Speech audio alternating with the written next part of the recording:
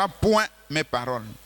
Et la parole que vous entendez n'est pas de moi, mais du Père qui m'a envoyé.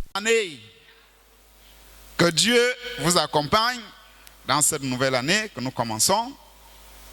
Qu'il soit avec vous à l'école, à la maison, qu'il soit avec vous partout où vous allez. Que l'ange de l'Éternel soit avec chacun de nous pour nous donner la victoire. Pour que nous puissions arriver à l'année 2024 ayant la bonne santé spirituelle, sans baisser les bras. Parce qu'il y en a qui commencent un peu, comme vous voyez la course. Dès qu'on dit à vos marques prêts, partez. Vous allez voir quelqu'un qui démarre en courant. Il va plus vite même que les autres. Mais après 100 mètres, il s'essouffle. Il ne peut plus courir. Après, on vient le ramasser, échouer. Mais il y a d'autres qui vont doucement, doucement, doucement, jusqu'à la fin. Donc nous voulons que tout le monde arrive à la fin. Et la fin, c'est où? La fin, c'est arriver à voir le Saint-Esprit. Donc, c'est ça les souhaits que les moniteurs adressent aux enfants de l'école du dimanche. On acclame le Seigneur Jésus. Non seulement la santé physique, l'intelligence à l'école, mais aussi la santé spirituelle. La vie de prière, lecture de la parole, consécration. Et Dieu va réveiller le don qu'il a mis en vous. Si c'est pour prêcher, vous allez prêcher. Si c'est pour chanter, vous allez chanter. Mais si vous ne faites rien, le don aussi va dormir. On acclame. Alors, nous sommes en train d'aborder quel thème qui peut me rappeler rapidement? Le thème que nous sommes en train d'aborder, oui, il s'agit de... Le Saint-Esprit. Le Saint-Esprit. C'est quoi le Saint-Esprit? Même les yeux fermés, tout le monde peut répondre. Le Saint-Esprit, c'est quoi? C'est notre tout. C'est notre tout. Le Saint-Esprit, c'est quoi? C'est notre avocat. C'est notre avocat. Le Saint-Esprit, c'est quoi? L'esprit de sagesse. L'esprit de sagesse. Le Saint-Esprit, c'est quoi? Notre tuteur. Notre tuteur. Le Saint-Esprit. Les autres. Le Saint-Esprit. Notre avocat. Notre avocat. Notre avocat. Le Saint-Esprit. Dieu dans l'homme. Dieu dans l'homme.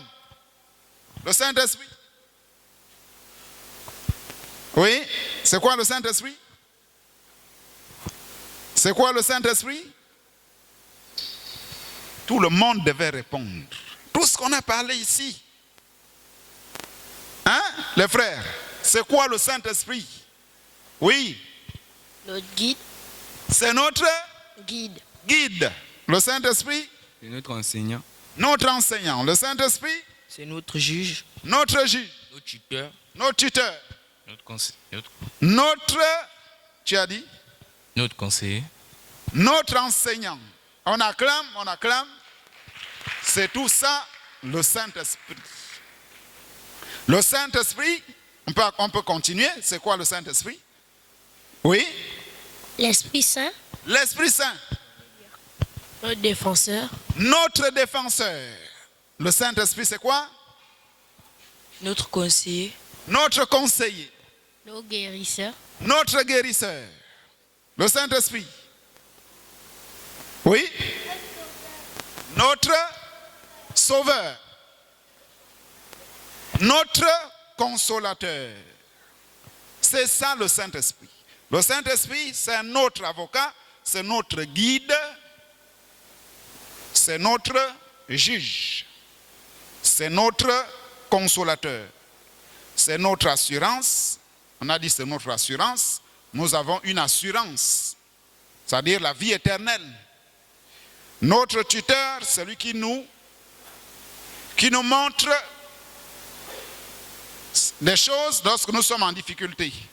Il nous guide. Comme à l'école, on prend un tuteur, on prend un professeur ou un enseignant qui peut aider l'enfant à s'en sortir dans certains exercices. Donc le Saint-Esprit aussi, il est comme ça pour nous. Il nous aide dans la prière lorsque nous avons un problème. Il vient nous consoler lorsque nous voulons prier. C'est lui qui vient. C'est lui qui te rappelle que avant de dormir, tu dois prier. Avant de manger, tu dois prier. Si tu manges même avant de prier, quelque chose va te dire, tu n'as pas prié. Et tout de suite, tu attrapes la tête. J'ai mangé sans prier. Celui qui a dit ça là, c'est le Saint-Esprit. C'est notre sentinelle. Celui qui se place à la tour. Et on a dit que la tour là, c'est où? Qui peut nous rappeler? La tour, c'est où? Oui?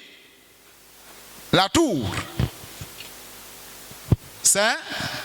Qui se souvient? Le Saint-Esprit, c'est notre sentinelle. Il est sur la tour de contrôle. C'est le gardien de notre cœur. Notre cœur. On acclame, on acclame. C'est pourquoi on a dit ici que le cœur, c'est le trône. Le trône de Dieu. Dieu au ciel, il est descendu dans le trône. Dans son trône. Le trône du Fils. On va dire le trône du Père qui était dans le Fils, qui était dans Jésus, quand il marchait sur la terre. Après, Jésus a dit, si je ne pars pas, le Père ne va pas envoyer le Saint-Esprit. Il faut que je parte. Et dès qu'il est parti, le Saint-Esprit est venu dans l'Église, qui est son épouse. Donc le trône du Père est passé au trône du Fils. Et le trône du Fils, c'est nous. Le Saint-Esprit habite dans nos cœurs. On acclame. Donc c'est lui qui est l'homme qui est assis au trône, à la tour de contrôle. Quand tu veux t'habiller, il te dit, la robe là est serrée, enlève. La jupe là est trop courte, enlève. Tu n'as même pas besoin que quelqu'un te dise que la jupe là est courte. Dès que tu prends, tu mets à l'intérieur du cœur, ça sonne. Il dit la jupe là n'est pas bonne. La jupe n'est pas bonne. Jusqu'à ce que tu enlèves. Dès que tu enlèves, tu mets une autre, tu te tranquillises. Mais si tu vois que tu mets une courte jupe, il n'y a pas de problème, tu marches, tu viens même à l'église, ça veut dire qu'il n'y a encore rien. Dans le trône là-bas, il n'y a rien. Le trône est vide. Alors, on a dit que le Saint-Esprit, c'est notre conducteur. C'est ce qu'on a lu. Il viendra nous conduire dans toute la vérité. Le Saint-Esprit, c'est un don. On a vu que dans Actes chapitre 2, verset 38, Pierre a dit, repentez-vous et que chacun de vous soit baptisé au nom de Jésus-Christ pour le pardon de vos péchés et vous recevrez le don du Saint-Esprit. Donc le Saint-Esprit est un don que Dieu donne aux élus. Le Saint-Esprit, c'est aussi un signe. On a dit que quand vous l'avez, on sait que vous l'avez. Votre manière de parler, votre manière de marcher, ça montre que vous l'avez. Et nous allons voir tout à l'heure, est-ce que le fait de beaucoup prier, le fait de chanter, le fait de prêcher, le fait de crier, danser sous l'onction, parler en langue, prophétiser, est-ce que c'est le signe que tu as le Saint-Esprit? Parce que même l'imam prêche. Hein? Le pasteur de la mosquée là, il prêche. Mais est-ce qu'il a le Saint-Esprit? On ne sait pas. Le nganga, il est sous l'onction. Hein? Les gens qui font l'iboga là, ils dansent toute la nuit sous l'onction avec la poudre. Mais s'ils ont le Saint-Esprit, on ne sait pas. Alors, On a dit que le Saint-Esprit, c'est Dieu sous la forme de l'Esprit. Lui-même, il a dit, Dieu est Esprit. Il faut que ceux qui l'adorent, l'adorent en esprit et en vérité. L'Esprit de l'Éternel, l'Esprit de grâce et de supplication. On a dit dans Zacharie, Dieu dit qu'il va envoyer en Israël un esprit de grâce et de supplication. Pourquoi? Parce que les Juifs avaient rejeté Jésus. Et quand ils ont rejeté Jésus, Jésus est venu chez les nations. Donc il faut que Jésus aille encore les sauver. C'est pourquoi l'esprit qui ira là-bas, c'est le Saint-Esprit. Mais on l'appelle l'esprit de grâce. Pourquoi? Parce qu'ils sont un peu dans la disgrâce. Puisqu'ils ont rejeté. Ils sont tombés dans l'endurcissement. Leur cœur était dur à écouter Jésus. Maintenant, pour qu'il soit sauvé, il faut qu'il retourne encore là-bas. Et il va retourner là-bas après l'enlèvement. Dès que nous sommes enlevés, il envoie l'esprit de grâce et de supplication chez les 144 000 qui vont croire à Jésus. On acclame.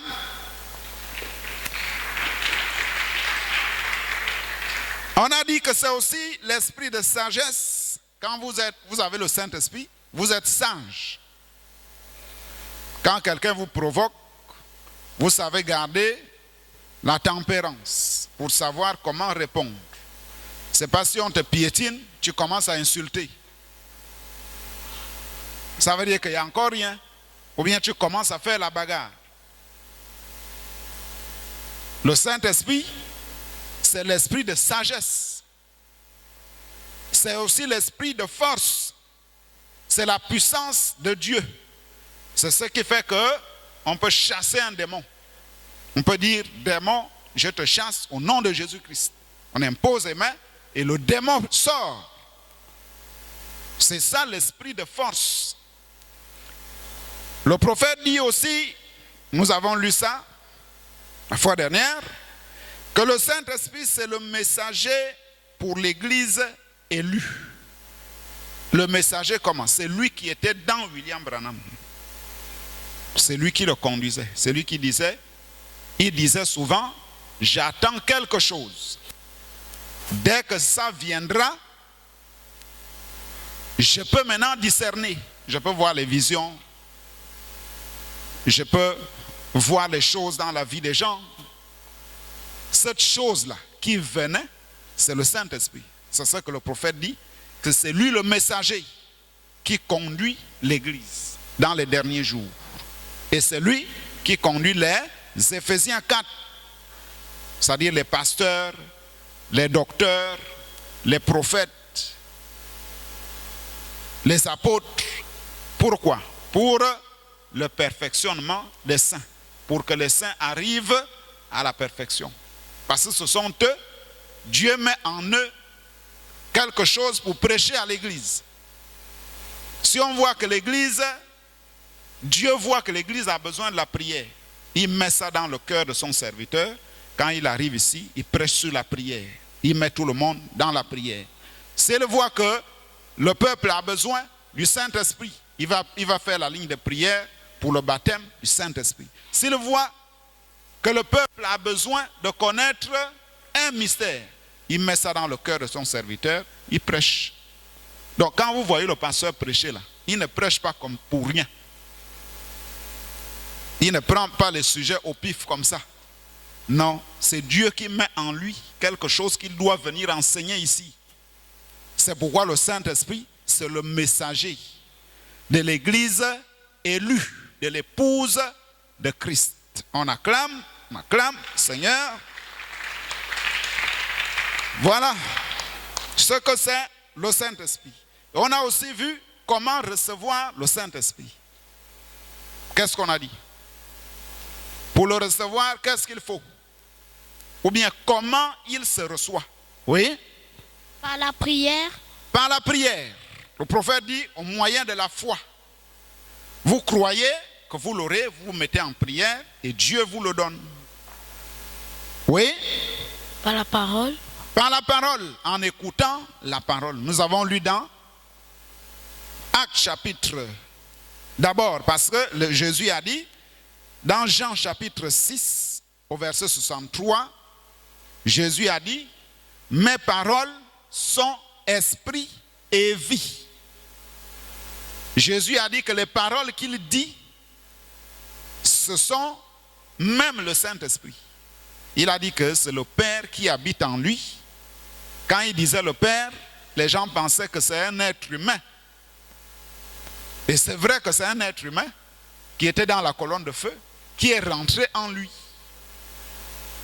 Il a pris toute la forme que Jésus avait. Donc quand Jésus prononce les mots, c'est lui qui parlait à l'intérieur. C'est lui qui peut dire, impose les mains à telle personne. Je prends par exemple le cas de l'homme qui a fait 38 ans. Là où l'ange venait agiter les eaux. La piscine de Bethesda. Quand Jésus venait, il a trouvé beaucoup de malades. Parce qu'à chaque fois que les eaux s'agitaient, les gens se jetaient dans l'eau. Et quand tu te jettes le premier, tu es guéri. Si tu avais la lèpre part. Alors, quand Jésus arrive, les eaux n'étaient pas encore agitées, mais il y avait beaucoup de gens là qui attendaient. Parce que dès que les eaux commencent à se troubler, le premier qui se jette est guéri. Alors, il y avait un homme qui était couché, qui a fait 38 ans. Pourquoi? Parce qu'il ne pouvait pas se lever, ne pouvait pas marcher. Il n'y avait même personne pour le pousser. Quand l'eau s'agite, ceux qui sont quand même mieux, ils se jettent. Alors, qu'est-ce qu'il fallait faire? Jésus est venu. Il a regardé. Le Père, le Saint-Esprit a dit à Jésus, dis-lui de se lever. Et tout de suite, Jésus a dit, lève-toi, prends ton lit et marche. Il n'a pas boudé, il s'est levé, il a pris le lit, il a commencé à marcher. Et il était complètement guéri. Est-ce que vous voyez? Donc c'est le Saint-Esprit en lui, qui était cette parole-là que Jésus a prononcée, ce qui a fait que cet homme se lève et marche. Et nous avons vu dans Actes chapitre 10, au verset 44, comme Pierre prononçait ces mots, ce que la Bible dit, le Saint-Esprit est descendu sur tous ceux qui écoutaient la parole. Quand Pierre prononçait les mots, le Saint-Esprit est descendu. Donc, on peut aussi recevoir le Saint-Esprit en écoutant la parole. Par quel moyen encore? Comment recevoir le Saint-Esprit? On a dit par la prière, par l'écoute de la parole. Comment encore? Oui, il y a des doigts là-bas. Oui. Par l'imposition des mains d'un homme oint. On acclame très fort. Par l'imposition des mains d'un homme oint du Saint-Esprit.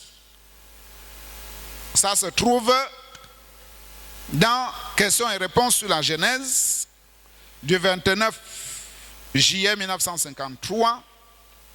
Le prophète dit, la manière apostolique de recevoir le Saint-Esprit, c'est par l'imposition des mains. Ça se trouve aussi dans COD, page 189, paragraphe 320. Le prophète dit, on reçoit le Saint-Esprit par l'imposition des mains d'une personne ointe. C'est ce que Paul a fait dans Actes chapitre 19. Quand Paul va à Éphèse, nous avons eu le récit. Il demande à ces gens, est-ce que vous avez reçu le Saint-Esprit depuis que vous avez cru? Ils ont dit non. Nous ne connaissons même pas qu'il y a un Saint-Esprit. Mais il a dit, mais de quel baptême avez-vous donc été baptisé? Donc vous voyez que Paul a lié le Saint-Esprit au baptême d'eau, de la qualité du baptême que ces gens-là ont pris. Donc quand vous venez ici, si vous avez pris le baptême à l'église catholique ou ailleurs, on vous a mis les gouttes d'eau, on a prononcé Père, Fils, Saint-Esprit, ou bien Jéhovah, ou bien je ne sais pas quoi, quel titre, vous devez reprendre le baptême. Pourquoi? Parce que seul le baptême au nom de Jésus-Christ amène la rémission des péchés. C'est-à-dire que tes péchés sont pardonnés et Dieu peut te donner le Saint-Esprit. C'est là où on a dit que nombreux ici, vous avez déjà l'âge, la raison, vous mettez du temps. Tu as déjà 12 ans, 13 ans, 14 ans. Tu es là, tu ne prends pas la décision de prendre le baptême. Tu attends quoi? Vous attendez quoi? À la Pentecôte, c'était 15 minutes. Dès que Pierre a prononcé la parole, les gens ont dit, mais qu'est-ce que nous allons faire? Il a dit, repentez-vous et que chacun de vous soit baptisé au nom de Jésus-Christ. Il dit, pour le pardon de vos péchés. Mais si toi, tu as écouté l'école du dimanche, tu as écouté le pasteur, tu as écouté les ministres, les Éphésiens 4, tu as écouté les bandes, mais tu es toujours là, tu ne prends pas l'engagement, la décision. Tu attends quoi? Si l'enlèvement vient, tu n'auras pas d'excuse. L'homme à la croix, qui connaît l'histoire de l'homme à la croix? Qui a déjà entendu l'homme qui a été sauvé à la croix quand Jésus mourait? Cet homme-là, il n'avait jamais été à l'église. Et il n'avait jamais écouté la parole. Mais il avait entendu que Jésus était un prophète. Il faisait un miracle, il faisait du bien de lieu en lieu. Alors, quand on vient le crucifier avec Jésus, il se pose la question, mais celui-là, j'entends que c'est un prophète, il n'a rien fait. C'est injuste. Pourquoi on le crucifie avec moi? Mais comme je sais que c'est un prophète, il a dit à Jésus, souviens-toi de moi quand tu seras au ciel. Jésus a dit, nous serons au ciel. Donc l'homme là, il a été sauvé à la croix. Il n'a pas écouté la parole. Mais toi, tu écoutes la parole, des années et des années, tu es là. Tu ne prends pas la décision de prendre le baptême, tu attends quoi? Si l'enlèvement vient, tu restes. On acclame.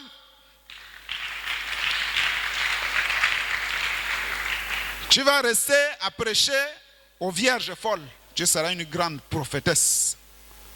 Un grand prophète. Tu vas dire aux gens, vous voyez, dès qu'il y a ça, il y aura 2 prophètes. Vous voyez la grêle qui tombe là. Les mouches que vous voyez là, les grenouilles. C'est Élie et Moïse qui sont déjà en Israël. Mais toi, tu es encore sur terre. Tu attends quoi? Pourquoi tu n'es pas parti? On acclame, on acclame.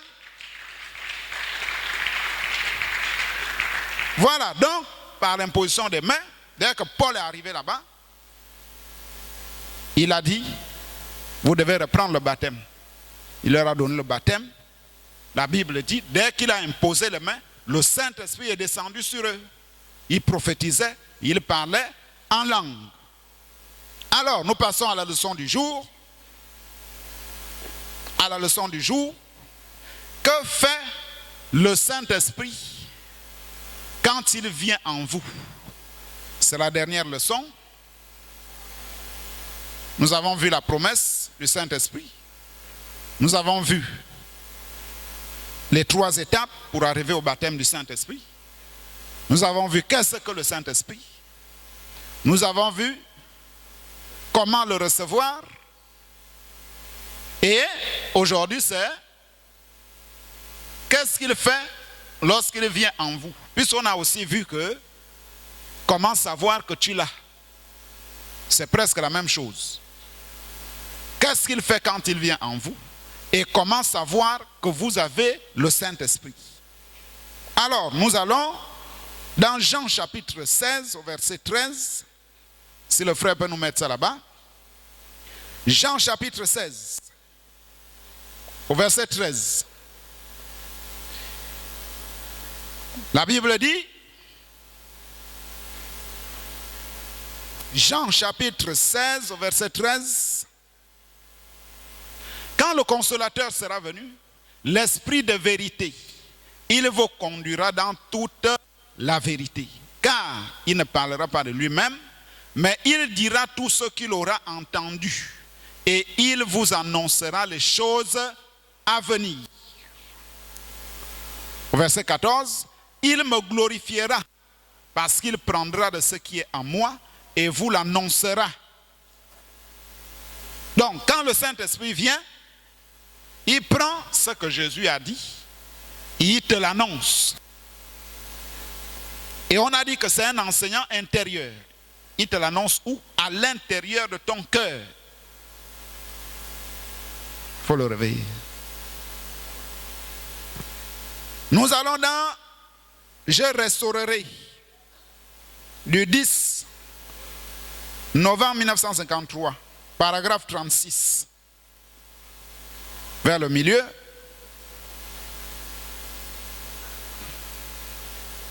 Voilà que c'est là que se tient ce groupe de gens, mugissant et grinçant, disant là, eh bien, nous sommes plus anciens que vous. Nous en avons plus que vous. En disant la doxologie et en récitant le credo des apôtres. Où avez-vous jamais trouvé cela? Je défie quiconque de me montrer le credo des apôtres dans la Bible. Donc le prophète dit que le credo des apôtres n'existe pas dans la Bible.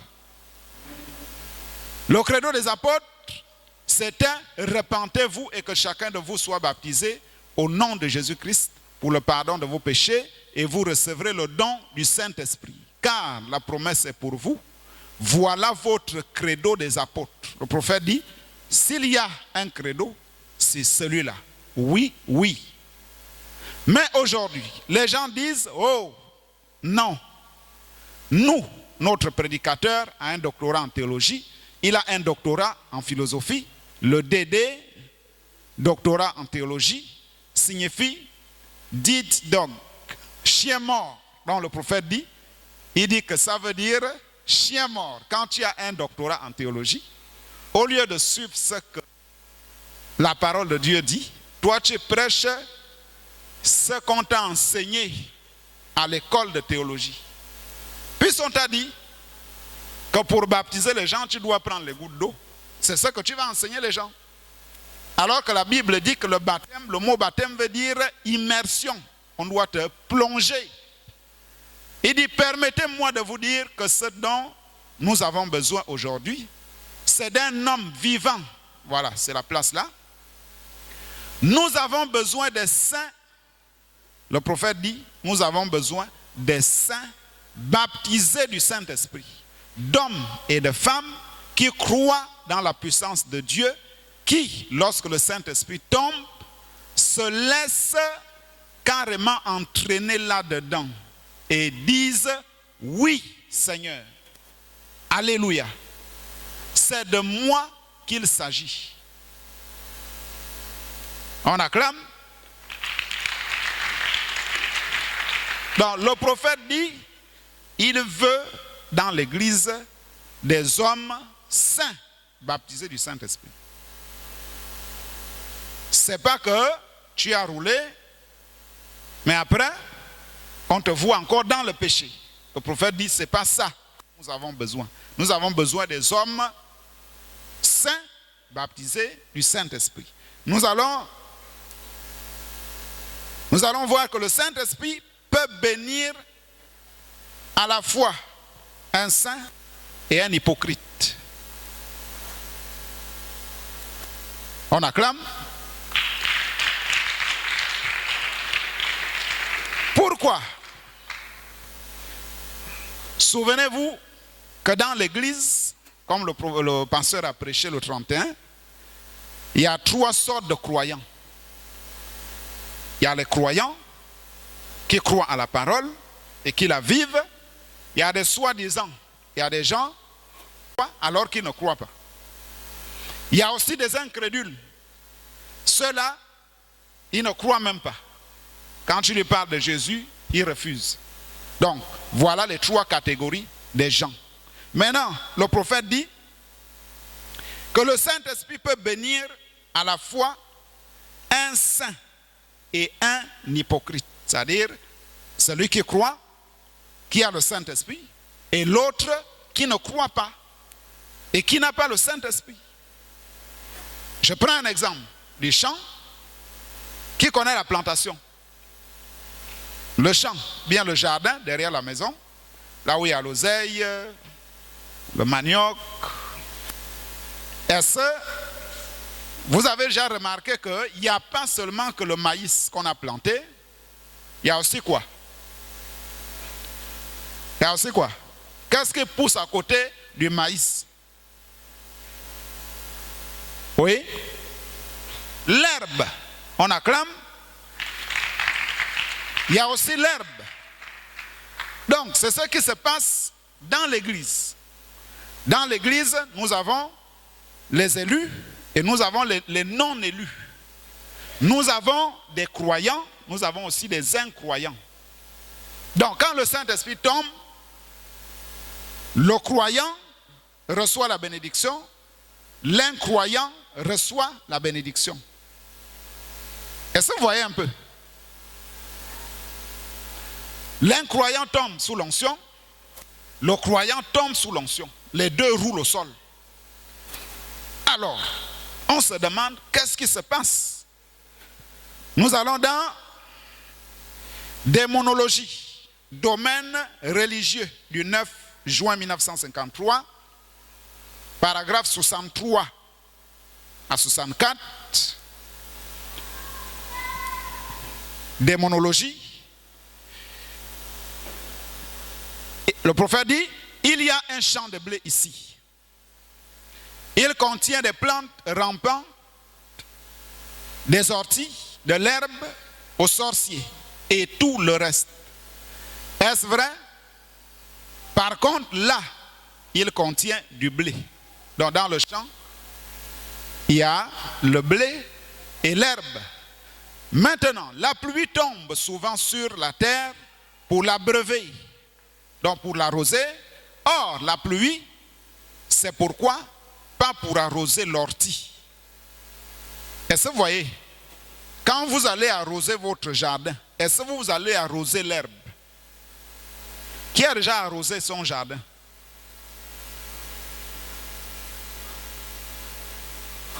Voilà. Quand vous allez arroser là, est-ce que vous allez pour arroser l'herbe? Vous arrosez quoi? Oui? Le blé. Le blé. Bon, nous on plante quoi? Le maïs, qui peut citer? En dehors du maïs, on a l'oseille. Quoi encore? Oui? On plante quoi? Le maïs, l'oseille, le manioc. Oui? Le manioc. Les feuilles de manioc. La patate. La patate. La tomate. La tomate. L'aubergine. L'aubergine, on acclame. Voilà tout ce qu'on peut planter dans notre jardin. Maintenant, quand vous prenez de l'eau le matin, vous allez pour arroser. Vous vous dirigez sur ce que vous avez planté. Mais vous allez constater que l'herbe qui est à côté va bénéficier de l'eau que vous allez verser. C'est de ce que nous voulons dire ici. C'est-à-dire quand le Saint-Esprit descend ici, tout le monde bénéficie. Les incroyants, les croyants. À la suite, maintenant, regardez bien et soyez attentifs. Pas pour arroser la plante rampante. La pluie est envoyée pour le blé, mais l'ortie et la mauvaise herbe sont aussi assoiffées que le blé. On acclame.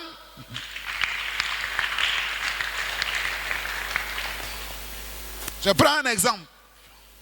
Quand on dit ici ligne de prière sur la guérison divine, on va aller prendre au quartier, dans les carrefours, les boiteux, hein, les gens qui ont la lèpre, qui ont le sida, qui ont tout, on les amène. On prie. Alors, vous allez constater que certains vont partir. Dès qu'on a fini de prier, il a reçu la guérison, il retourne chez lui. Mais il y aura d'autres, après la prière, ils vont continuer à suivre Jésus. On dit, et la même pluie qui tombe sur le blé tombe sur la mauvaise herbe.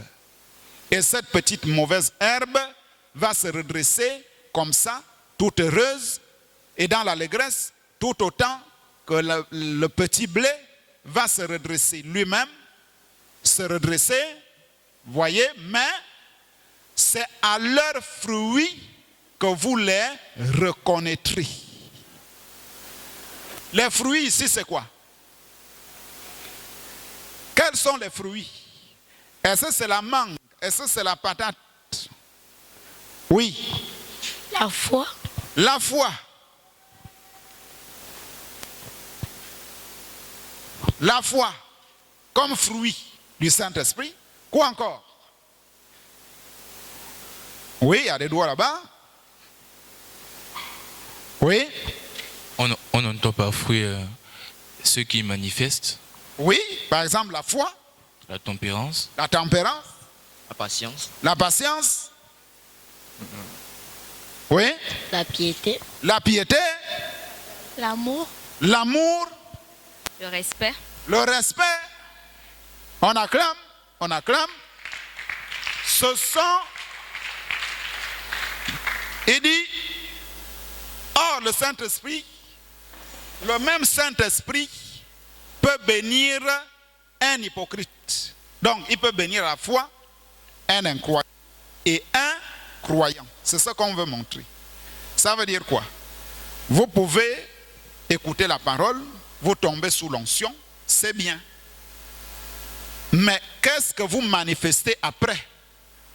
Est-ce que vous manifestez les fruits du Saint-Esprit? La finalité pour le Saint-Esprit, il veut voir si vous avez la foi dans la parole, si vous avez le respect pour la parole, si vous avez la crainte de l'Éternel. C'est long, mais on devait voir que le but aussi d'envoyer le Saint-Esprit, c'était que Dieu continue à travers un groupe de gens continuellement à manifester Dieu. Si je suis malade, au lieu d'aller consulter un ganga, je vais aller consulter un diacre. Ou bien un frère pour prier pour moi. Ou bien moi-même je vais prier. Ou aimer les gens. Je dois aimer l'église. Je dois aimer mon pasteur. Je dois aimer mes frères. Je dois avoir la foi dans la parole. Voilà les fruits du Saint-Esprit. Et on dit aussi que le Saint-Esprit vient en vous pour ôter les je ne peux pas. Je suis fatigué, je ne peux pas prier. Je ne peux pas aller à l'église. Je ne peux pas enlever les shorts. Je ne peux pas mettre les robes qu'il faut. Je ne peux pas. Donc le Saint-Esprit vient enlever ça. Dès qu'il rentre en vous, il est maintenant capable de faire ce que la parole demande. Voilà ce que le Saint-Esprit fait lorsqu'il rentre en vous. C'est pourquoi nous avons pris la leçon de ce matin comme le Saint-Esprit vient conduire le croyant dans la vérité de la parole de Dieu. Donc quand il rentre en toi, il te conduit dans la parole. On acclame. On va boucler comme ça ce sujet. Si, par la conduite du Saint-Esprit, si le pasteur est là, il va faire la ligne de prière. Je dis bien par la conduite du Saint-Esprit. C'est ce qui a été dit. Maintenant, s'il ne fait pas, ce n'est pas aussi un problème. Le jour que Dieu va le conduire, à faire la ligne de prière, nous allons le faire. Nous prions. Dieu, notre Père céleste, toi qui es le même hier, aujourd'hui et pour toujours, nous te bénissons, Seigneur, pour tout ce que nous avons écouté ce matin. Sois avec nous, remplis tes enfants, sois avec chacun de nous, Seigneur. Conduis-nous dans toute la vérité pour que nous puissions rester, Seigneur Jésus, avec le Saint-Esprit. Nous nous abandonnons à toi. Bénis les dîmes et les offrandes au nom de Jésus-Christ. Amen. Nous allons prendre les offrandes à la fin, là-bas, à la sortie. Ce vieux monde ne peut me lier, je m'en irai